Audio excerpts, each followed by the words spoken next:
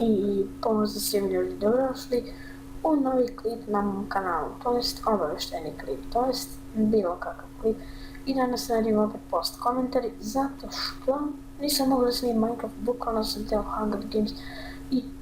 sat i pol vremena sam tražio server za Hunger Games i nisam ga našao, pa sam posle našao server za Hunger Games i tu su me ubijali, znači likovi bili su stekovani i tako da neće biti Minecraft klipova, mislim bit će sljedeći put.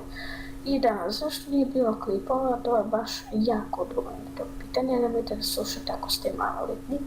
Nije bilo klipova zato što sam malo u školu da idem, tako da,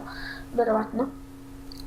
rekao sam da ste maloljetni, zebao sam vas malo, tako da, znači nisam mogao, a sljedeće nedelje, ili tako nešto, će izlaziti klipovi, jel tada nećemo da imamo kontrolu, mislim imat ćemo nešto tako malo, ali da, nećemo da imamo, bukvalno ove nedelje smo imali dosta kontrola, ne ove nedelje, prošle i pretprošle i bilo koliko nedelje smo imali jako dosta kontrola, tako da. Nisam mogla snimati, a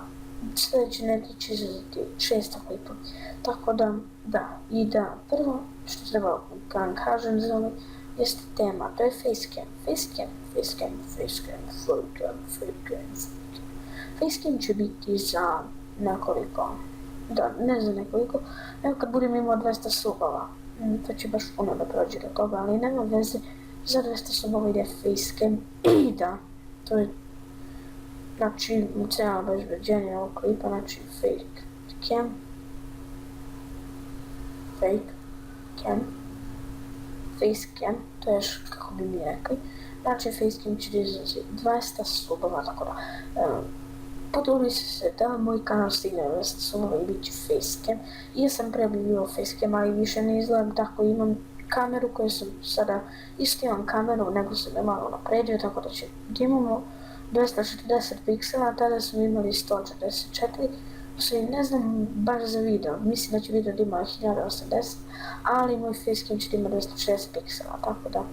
ok ljudi, a hvala na gledanju, ovo je obavešteni klip bio i to je to, hello.